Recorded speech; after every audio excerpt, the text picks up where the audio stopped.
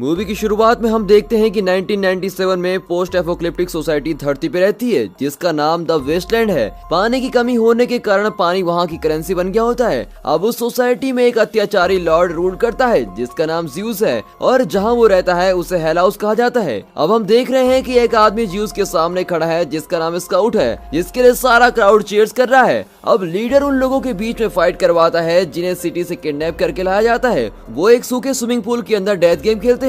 जो कोई भी फाइट में मारा जाता है उसकी बॉडी को मशीन में डाल दिया जाता है और यहाँ बॉडी को काट कर उसको निचोड़ कर उसमें से 10 गैलन पानी निकाला जाता है। अभी सारा क्राउड स्काउट का नाम चिल्ला रहा होता है क्योंकि उसने सभी को मार दिया है जो कोई भी उसके खिलाफ खड़ा होता है। ज्यूस स्काउट जैसा ताकतवर नहीं होता है, इसलिए ज्यूस स्काउट जैसे बहादुर आदमी को इतनी आसानी से नहीं जाने दे सकता। फिर एक स्केलेटन उसके सर पर हथौड़ा मारता है और अब यहाँ हम देखते हैं कि एक टीनेजर लड़का बंकर में अकेले रह रहा है। वो जीने के लिए वेस्टलैंड में कचरे से वैल्यूएबल थिंग्स को ढूंढता है, लेकिन ये टास्क इतना भी इजी नहीं होता क्योंकि इस क्राइसिस की वजह से लोग खून के प्यासे जानवर हो गए और किसी को भी पानी के लिए मारने को तैयार हो गए हैं। वो लड़का सबसे छुप कर रहता है ताकि उन खतरनाक लोगों से बच सके।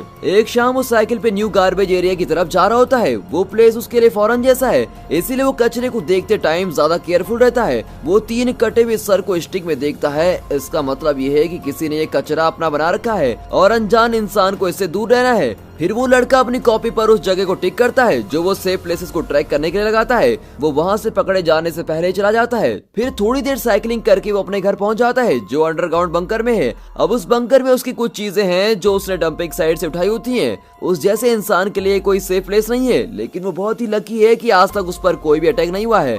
थोड़ी देर बाद वो लोकल पब की तरफ निकलता है और यहाँ सिर्फ वही लोग अलाउड हैं जो रेगुलर हैं। वो प्लेस एक वाटर ट्रेडर के पास है जिसका नाम बागू है। अब लड़का खाने और पीने के लिए यूजुअली वो चीजें एक्सचेंज करता है जो उसे गार्बेज में मिलती हैं। इस टाइम वो उसको पानी की एक बोतल के लिए पेन देता है। अब लड़का काफी उदास हो जाता है क्योंकि ये बोतल ज्यादा देर तक नहीं चलने वाली थी और बागू ये नोटिस करता है तो वो उसको एक टर्बो राइडर कॉमिक दे देता है। अब लड़का ये देखकर बहुत ही खुश हो जाता है क्योंकि वो टर्बो राइडर का बहुत ही डाई हेड फैन है। अब यहाँ इंट्रोडक्शन होती है प्रोफेशनल आर्म रेसलर काउबॉय जिसका नाम फ्रेड है। वो भी पब में है और किसी बड़े से इंसान को चैलेंज करता है। आर्म रेसलिंग खत्म होने के बाद फ्रेड कॉइन जीतता है और अपोनेंट को पब में जीतने के बाद उन लोगों को ड्रिंक करवाता है। उसके बाद फ्रेड का साथी आकर उसके पास स्काउट के गायब होने की शॉकिंग न्यूज देता है।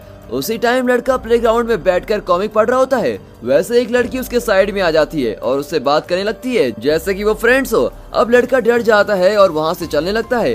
अगर हमारे सामने भी एकदम से कोई लड़की आ जाए तो हमें कैसा लगेगा? मेरी तो ये सोचकर हार्ट बीट तेज हो जाएगी। आपको ये कैसा फील होगा कमेंट सेक्शन में जरूर बताइएगा। लेकिन वो लड़की उसको रोकती है और उसको एक बैंड देती है और वो लड़की मुर्दों से बात करने लगती है जिसे देखकर लड़का वहाँ से कहीं और भाग जाता है। फ्रेड और उसका साथी स्काउट को ढूंढने के लिए हेल हाउस की तरफ भागता है और वो इस बात से अनजान है कि स्काउट मर चुका है। वो थोड़ी देर रुककर रेस्ट करते हैं लेकिन अचानक से स्केलेटन उन पर हमला कर देता है और बेरहमी से उन दोनों को मारता है, लेकिन फ्रेंड जिंदा बच जाता है और उसको ज्यूस के पास लाया जाता है। अब हम देखते हैं कि लड़का बंकर में उठता है और उस लड़की को देखता है जो उसको प्लेग्राउंड में मिली थी। वो उसे ही देख रही होती है और खुद को इंट्रोड्यूस करती है और अपना नाम एप्पल बताती है और वो उस लड़के को फ्रेंड भी बनाना चाहती है, जबकि वो लड़का बिल्कुल भी इंटरेस्टेड नहीं है। एप्पल उसको रिस्टबैंड डिवाइस की हेल्प से फॉलो करती है। अब लड़का अपनी कॉमिक बुक ग्राउंड में ही भूल गया होता है, इसीलिए वो लड़की उसको रिटर्न करने आती है और बदले में लड़का उसको कुछ दिनों के लिए रहने के लिए परमिशन भी दे देता है। फिर वो उसको स्कैवेंजर की तरफ लेके जाता है और उसको वेस्टलैंड में जीने का तरीके बताता है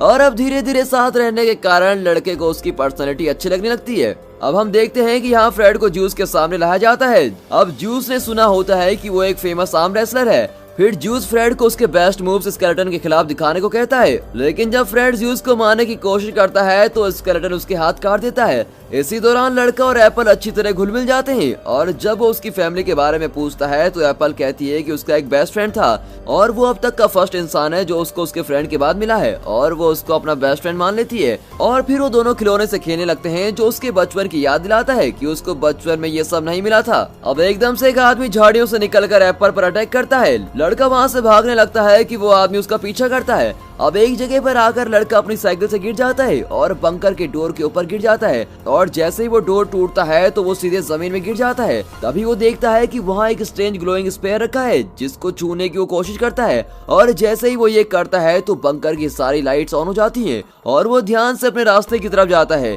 यहाँ उसको उसके सुपर हीरो टर्बो राइडर की डेड बॉडी मिलती है। टर्बो राइडर कंट्रोल पैनल के पास बैठा होता है जो कि ह्यूमैनिटी को बर्बाद होने से बचाने वाला था, लेकिन उसका मिशन कंप्लीट नहीं होता और वो इससे पहले ही मर जाता है। वो सुपर हीरो का सूट पहनता है और देखता है कि यह अभी भी वर्क कर रहा है। अब वो लड़का अपने फेवरेट सुपर हीरो की तरह बन गया और अपने दोस्त को बचाने निकल पड़ता है। वो एप्पल को ढूंढने जाता है और उस आदमी से टकरा जाता है जिसने उसको किडनैप किया है। वो अपना डिटैचेबल पंच मारता है लेकिन उसका ये पंच टर्बो की पावरफुल इलेक्ट्रिसिटी के सामने काम नहीं करता।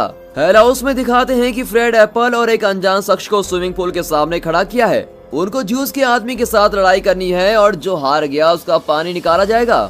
लड़ाई शुरू होने से पहले ही लड़का वहां पहुंच जाता है और खुद को सुपर हीरो बताता है। ज्यूस ये सुनकर हंसता है और उसे पावर शो करने के लिए कहता है, लेकिन लड़की की रिस्ट डिवाइस काम करना बंद कर देती है। अब इसने तो अपनी पावर्स के दम में ज्यूस को चैलेंज कर दिया, लेकिन वो तो काम ही नहीं करती। अब उसको पूल में फेंक देते हैं और दूसरों से लड़ने को कहते हैं। अब दिखाते हैं कि पूल अब खून में बदल चुका है, लेकिन एंड में लड़का और उसकी टीम जीत जाती है और ये देखकर ज्यूस शॉक हो जाता है, लेकिन वो अपने वार्डिंग के खिलाफ जाकर उन पर अटैक कर देता है। वो एप्पल को शूट करते हैं जबकि बाकी दोनों को पीछे से अटैक किया जाता है। अब अचानक से लड़के की आर्म्स खुद रिचार्ज हो जाते हैं और वो अपनी पावर से सभी को हरा देता है और फिर ज्यूस को वहाँ से बेहोशी की हालत में छोड़कर वो लोग वहाँ से भाग निकलते हैं। जैसे ही वो निकलते हैं तो वो स्केलेटन को ऑर्डर देता है कि सबको मार दे। हम देखते हैं कि एप्पल और लड़का एक सोफे पर हैं। लड़का नोटिस करता है कि एप्पल की चेस्ट में एक होल है और उसको पता लग जाता है कि एप्पल एक रोबोट है। शुरू में वो घबरा जाता है, लेकिन एप्पल नॉर्मल बिहेव करती है जिसे देखकर वो वापस आ जाता है। अब घर आकर वो थोड़ी देर के लिए लेट जाती है और देखती है कि उसका ट्रांसमीटर डैमेज हो गया और कुछ दिनों के लिए वो काम करना बंद कर देगी। कोई और न्यू डिवाइस ढूंढने के लिए वो लोग बागू जो वाटर ट्रेडर है उससे मिलते हैं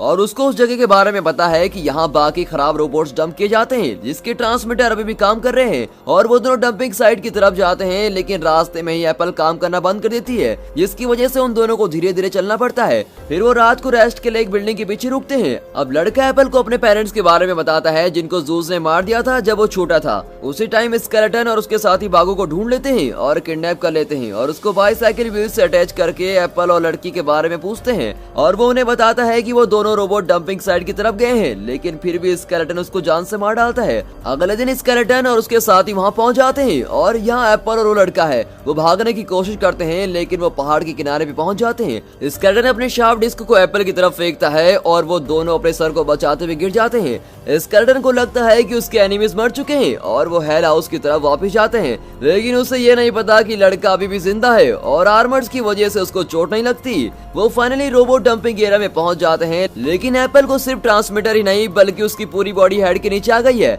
अब लड़का उसका सर किसी भी रैंडम बॉडी पे लगा लेता है और उसको उठाने की कोशिश करता है जो कभी भी नहीं हो सकता। और फ्लैशबैक में दिखाते हैं कि जूस एक स्कैवेंजर होता है जब उसने लड़के के पेरेंट्स को लूट कर मार दिया था। जब लड़का उठता है तो वो फ्रेड को अपने आसपास पाता है और वो उसको एक सेफर प्लेस में लेके जाता है। वो एप्पल को उसी डंपिंग प्लेस में छोड़कर चला जाता है। अचानक से उसके सामने स्केलेटन फिर से आ जाता है और वो दोनों उससे लड़ाई करने के लिए रेडी होते हैं और यहाँ एप्पल भी जिंदा होने लगती है। वो अपने फ्रेंड की रिस्ट डिवाइस से उसको ढूंढ लेती है। हम देखते हैं कि जूस स्ट्रीट में अपने राइट हैंड मैन को ज्वाइन करता है और अपने अपोनेंट का मजाक उड़ाता है जो उसके साथ लड़ाई करने की कोशिश करता है। उसके ग्रुप के कुछ लोग उन दोनों पर अटैक कर देते हैं और बैटल स्टार्ट हो जाती है। आखिर में वो पहाड़ से गिर जाता है और उसका आर्मर काम करना बंद कर देता है और अब उसके पास उसकी अपनी ताकत बची होती है। वो जगह अब बिल्कुल खून से भर गई है क्योंकि वहाँ पर एक दूसरे को मारने के लिए खतरनाक तरीके यूज हो रहे हैं। फ्रेड स्केलेटन का हाथ तोड़ देता है और उसको डिफेंसलेस कर देता है और लड़का उनको मारने के लिए अपना बेस्ट करता है, लेकिन ये लड़ाई उस एप्पल पर भारी पड़ जाती है।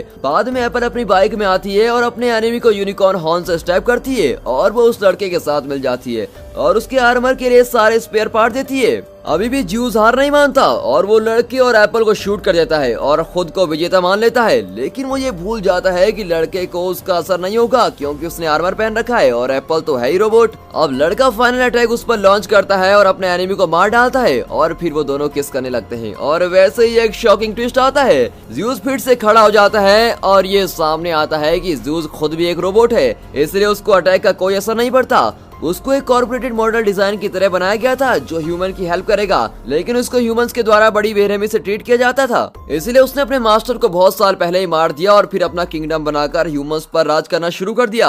लड़के ने इसको उसकी गलती बताई और उसको एक्सप्लोजिव से जला दिया होता है जो फ्रेड अपने साथ लेके आया था। लेकिन लास्ट एक्सप्लोजन में सबको नुकसान होता है, लेकिन एप्पल उस लड़के को बचा लेती है, लेकिन बचाते टाइम वो खुद ही मर जाती है। अब लड़का उसको अपनी बाहों में लेकर शौक मना रहा होता है और फिर वो एप्पल को दफना देता है। फ्रेड उसको बताता है कि एक्सप्लोजन की वजह से धरती से बहुत पानी की धारा निकली है जो वो चाहता है कि वेस्टलैंड के लोगों को देना चाहिए, जिससे हजारों लोगों की जान बच सकती है। अब हम देखते हैं कि लड़का उसको लक विश करके वेस्टलैंड की तरफ चला जाता है जहां वो पहले कभी नहीं गया। और दोस्तों यहाँ पर ये मूवी खत्म होती है and finally thanks for watching.